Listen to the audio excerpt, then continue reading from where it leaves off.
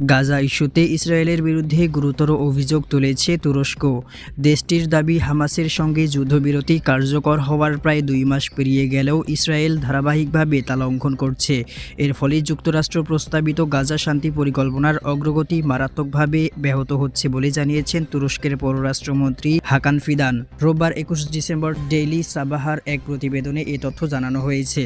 প্রতিবেদনে বলা হয়েছে, শুক্রবার যুক্তরাষ্ট্রের মিয়ামিতে কাতার, মিশর ও তুরস্কের শীর্ষ কর্মকর্তাদের নিয়ে গাজা শান্তি পরিকল্পনার দ্বিতীয় ধাপ নিয়ে এক গুরুত্বপূর্ণ বৈঠক অনুষ্ঠিত হয়।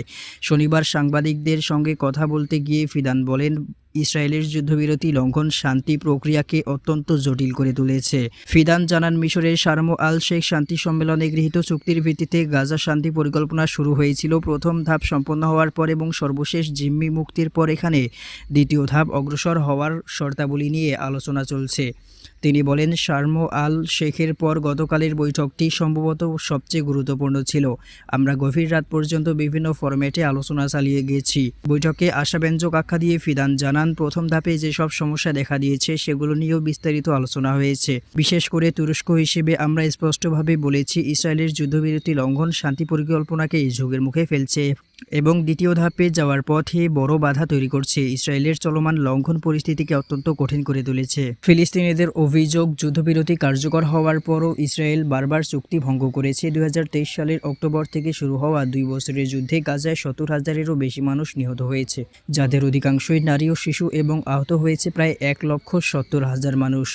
গাজার স্বাস্থ্য মন্ত্রণালয়ের তথ্য অনুযায়ী, যুদ্ধবিরতি কার্যকর হওয়ার পরও ইসরায়েলি হামলায় অন্তত 395 জন নিহত এবং 1088 জন আহত হয়েছে। ফিদান আরও বলেন, বৈঠকে গাজার পুনর্গঠন নিয়ে একটি প্রাথমিক পরিকল্পনা উপস্থাপন করা হয়েছে। গাজা নিয়ে আমাদের কাছে 3টি বিষয় অত্যন্ত গুরুত্বপূর্ণ। প্রথমত, গাজা পরিচালিত হবে গাজার জনগণের দ্বারা।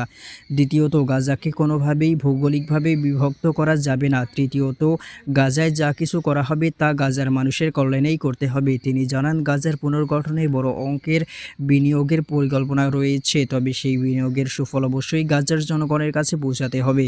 বৈঠকে গাজার প্রশাসন ধীরে ধীরে টেকনোক্র্যাটদের নিয়ে গঠিত একটি কমিটির কাছে হস্তান্তর, একটি শান্তি পরিষদ গঠন এবং আন্তর্জাতিক স্থিতিশীলতা বাহিনী মোতায়েন নিয়েও আলোচনা হয়। তবে এই বাহিনীতে কারা অংশ নেবে তা নিয়ে ইসরায়েলের আপত্তি রয়েছে।